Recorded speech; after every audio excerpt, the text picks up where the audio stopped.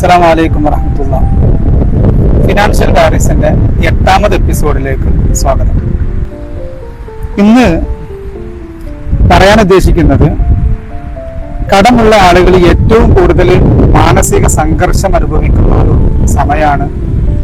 കടം തിരിച്ചു നൽകാനുള്ള ആൾക്കാരുടെ ഫോൺ കോളുകൾ വരിക, അവരുടെ മെസ്സേജ് വരിക ഒക്കെ ചെയ്യുന്ന സമയത്ത് നല്ല എനർജിയിൽ നടന്നിരുന്ന നമ്മള് അവരുടെ ഫോൺ കോൾ വരുന്ന സമയത്ത് എവിടെ നിന്നോ നമ്മുടെ ഹൃദയത്തിലേക്ക് ഒരു കൊള്ളിയാൻ വന്ന് നമ്മെ ആകെ ക്ഷീണിപ്പിച്ച് ഇരിക്കാനോ നടക്കാനോ കിടക്കാനോ പറ്റാത്ത അവസ്ഥയിലേക്ക് നമ്മുടെ എനർജിയെ മുഴുവൻ ഊറ്റിക്കൊണ്ടുപോകുന്ന ഒരവസ്ഥയാണ് കടം തിരിച്ചു നൽകാനുള്ള ആൾക്കാരുടെ ഫോൺ കോൾ വരിക എന്നുള്ളത്.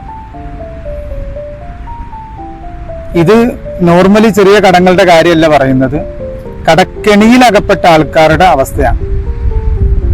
അപ്പോ കടക്കാര് പറയുന്ന കാര്യം എന്താന്ന് വെച്ചാൽ, അവനക്കൊന്ന് ഫോൺ എടുത്തൂടെ എന്ന് നിങ്ങൾ പലപ്പോഴും കേട്ടിട്ടുണ്ടാവും. അവന് ഫോൺ എടുത്തിട്ട് കാര്യം പറയുന്നില്ലല്ലോ എന്നാ പറയാം. ഈ ഫോൺ എടുത്ത് കാര്യം പറയാതിരിക്കാനുള്ള കാരണം, ഫോൺ എടുത്തിട്ട് എന്ത് പറയും, ഒരുപാട് അവധികൾ തീയതികൾ പറഞ്ഞു കഴിഞ്ഞിട്ടുണ്ടാവും. ഇനിയും അതിങ്ങനെ മാറ്റി മാറ്റി പറയുന്നതിൽ ഉള്ള അനൗചിത്യമാണ് ഫോൺ എടുക്കാതിരിക്കാനുള്ള കാരണം. പക്ഷെ കടം കൊടുത്ത ആളുകള് അവർക്ക് പണം തിരിച്ചു കിട്ടൽ ആവശ്യമാണ്. ഫോൺ എടുക്കാതിരിക്കുമ്പോൾ അവരുടെ മാനസിക സംഘർഷമാണ് കൂടി വരിക. കാരണം ഞാൻ കൊടുത്ത പണം എനിക്ക് തിരിച്ചു കിട്ടില്ല എന്നുള്ളൊരു ഭയം അവരുടെ ഉള്ളിലുണ്ടാവുകയും അത് കാരണം അവർ കൂടുതൽ ഫോൺ വിളിക്കാൻ തുടങ്ങും. ഒരു തവണ എടുത്തില്ലെങ്കിൽ പിന്നെയും പിന്നെയും വിളിക്കും. അത് ഈ റിങ് ചെയ്യപ്പെടുന്ന ആളുണ്ടല്ലോ, കടം തിരിച്ചു കൊടുക്കാനുള്ള ആള്, അയാൾക്കും അത് കൂടുതൽ മാനസിക സംഘർഷത്തിലെത്തിക്കും. പറഞ്ഞു വന്നത്, കടക്കാരുടെ ഫോൺ വിളികളും മെസ്സേജുകളും വരുമ്പോഴാണ് കടത്തിലകപ്പെട്ട ആളുകൾ കൂടുതൽ മാനസിക സംഘർഷം അനുഭവിക്കുന്നത്. അപ്പൊ അവരുടെ ഫോൺ കോൾ എടുക്കണോ എടുക്കണ്ടേ എന്നതാണ്. ഫോൺ കോൾ എടുക്കണോ എന്ന് ചോദിച്ചാൽ ഫോൺ കോൾ അറ്റൻഡ് ചെയ്ത് അവർക്ക് റീപ്ലൈ കൊടുക്കലാണ് അഭികാമ്യം. പക്ഷെ എല്ലാ സമയത്തും നമ്മൾ ഫോൺ കോൾ എടുക്കാൻ പാടില്ല. എന്തുകൊണ്ടെന്നാല് നമ്മുടെ മുമ്പിൽ ഒരു ഹോപ്പും ഇല്ലാതിരിക്കുന്ന അവസ്ഥ ഉണ്ടാകും. ആകെ നിരാശയിൽ മുങ്ങിക്കിടക്കുന്ന അവസ്ഥ. എങ്ങനെ ഇയാളുടെ പണം അല്ലെങ്കിൽ ഇവരുടെ പണം തിരിച്ചു കൊടുക്കുമെന്ന് ചിന്തിച്ചുകൊണ്ട് നാം ആകെ ടെൻഷൻ അടിച്ച് നിരാശയിലിരിക്കുന്ന സമയത്ത് ഫോൺ കോൾ എടുത്താൽ നാം അവർക്ക് കൊടുക്കുന്ന മറുപടിയും അത്തരം ഒരു നിരാശയിൽ കലർന്ന മറുപടി ആയിരിക്കും. നാം പറയുന്നത് അവരിൽ അത് എഫക്ട് ചെയ്യും. അപ്പൊ അതുകൊണ്ട് തന്നെ ഒരിക്കലും നാം നിരാശയിലായി പൂണ്ടുകിടക്കുന്ന സമയത്ത് അവരുടെ ഫോൺ കോൾ അറ്റൻഡ് ചെയ്യാതിരിക്കാം. അതേസമയം കൂടുതൽ കാലങ്ങൾ, കൂടുതൽ സമയങ്ങൾ, കൂടുതൽ ദിവസങ്ങൾ അറ്റൻഡ് ചെയ്യാതിരുന്നാല് അവര് കൂടുതൽ അപകടകരമായ അവസ്ഥയിലേക്ക് അല്ലെങ്കിൽ കൂടുതൽ കർശനമായ നടപടികളിലേക്ക് നീങ്ങാൻ സാധ്യതയുണ്ട്. അപ്പൊ അതുകൊണ്ട് ഫോൺ കോൾ അറ്റൻഡ് ചെയ്യണം. പക്ഷെ ഞാനീ പറഞ്ഞ പോലെ നിരാശയിലുള്ള സമയത്ത് ഫോൺ കോൾ അറ്റൻഡ് ചെയ്തിട്ട് അവർക്ക് മറുപടി കൊടുക്കരുത്. അപ്പോൾ മറുപടി കൊടുത്താൽ എന്താ പ്രശ്നം എന്ന് വെച്ചാല് നമുക്ക് തന്നെ നിരാശയാണ് എവിടുന്ന് പണം ഉണ്ടാക്കും എന്നുള്ളതിൽ. അപ്പൊ ആ ഒരു നിരാശയുടെ ശബ്ദം അവരിലേക്ക് കൂടി പകരുമ്പോ അവര് നമ്മുടെ വോയിസോ അല്ലെങ്കിൽ നമ്മുടെ കോളോ കേട്ടിട്ട് അവർ കൂടുതൽ മാനസിക സംഘർഷത്തിലാവും. അപ്പൊ എന്റെ പണം തിരിച്ചു കിട്ടണമെങ്കിൽ ഞാൻ കൂടുതൽ ഇവനെ ഫോഴ്സ് ചെയ്യേണ്ടി വരും, ഇവനെ കൂടുതൽ വിളിക്കണം, കൂടുതൽ മറ്റു കർശനമായ നടപടികളിലേക്ക് നീങ്ങേണ്ടി വരും എന്നൊരു ധാരണ അയാളിൽ ഉണ്ടാവുകയും അത് നമ്മെ കൂടുതൽ അപകടത്തിലേക്ക് എത്തിക്കുകയും ചെയ്യും. അതേസമയം നമുക്ക് കൂടുതൽ കോൺഫിഡൻസും പോസിറ്റീവ് എനർജിയും ഉള്ള സമയത്താണ് അവരുടെ കോൾ അറ്റൻഡ് ചെയ്യുന്നത്, അല്ലെങ്കിൽ അവർക്ക് റീപ്ലൈ കൊടുക്കുന്നത്, അല്ലെങ്കിൽ അവരെ വിളിച്ചിട്ട് കാര്യം പറയുന്നത് എങ്കിൽ അത് കേൾക്കുന്ന അവരിലും ഒരു കൂടുതൽ വിശ്വാസം, നമ്മളിലൊരു വിശ്വാസം ഉണ്ടാവുകയും ഈ പണം എനിക്ക് തിരിച്ചു കിട്ടും എന്ന് അവർ മനസ്സിലാക്കുകയും ചെയ്യും.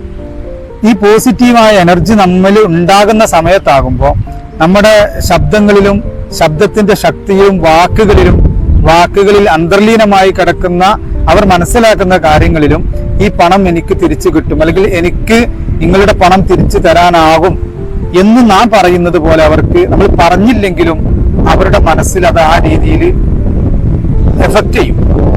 അതായത് രണ്ടും വ്യത്യാസമുണ്ട്.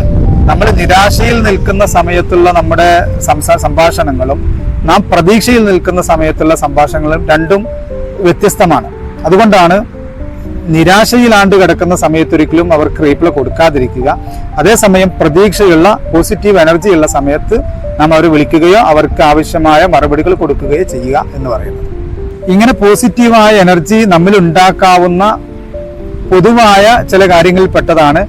ഒന്ന്, വ്യായാമം ചെയ്തതിന് ശേഷം ഇവരുടെ കോളുകൾ അറ്റൻഡ് ചെയ്യുക, അല്ലെങ്കിൽ അവരെ തിരിച്ചു വിളിക്കുക, അവരുടെ മെസ്സേജുകൾ കേൾക്കുക, വോയിസ് മെസ്സേജുകൾ കേൾക്കുക, ടെക്സ്റ്റ് മെസ്സേജുകൾക്ക് റീപ്ലൈ ചെയ്യുക തുടങ്ങിയ കാര്യങ്ങൾ. ഒന്ന് വ്യായാമം ചെയ്തു കഴിഞ്ഞാൽ നമ്മൾ ഒരു കൂടുതൽ പോസിറ്റീവായ എനർജി ഉണ്ടാവും.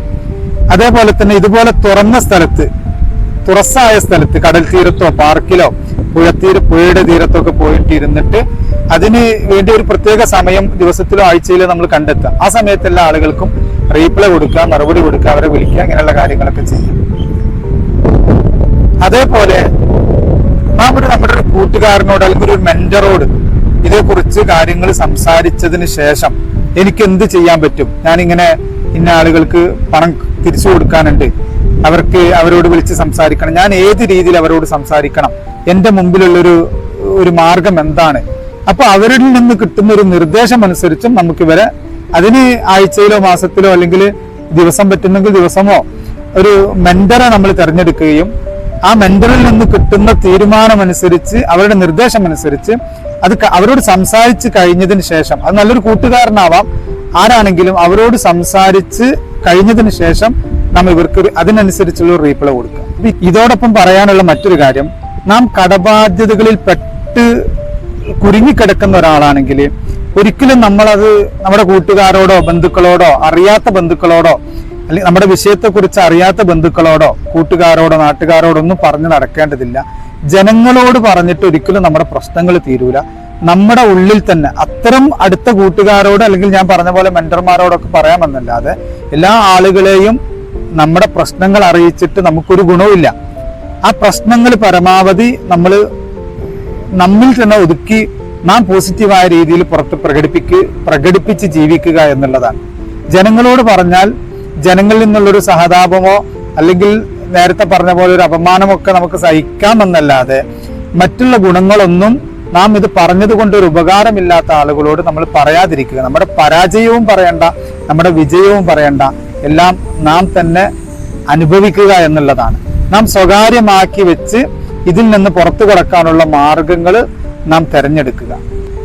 തുടർന്നും പോസിറ്റീവ് മെസ്സേജുകളുള്ള നിരവധി വീഡിയോകൾ നമ്മുടെ ഈ ചാനലിൽ വരുന്നതാണ്. കൂടുതൽ സപ്പോർട്ട് ചെയ്യുക. എല്ലാവർക്കും നന്ദി. Thank you.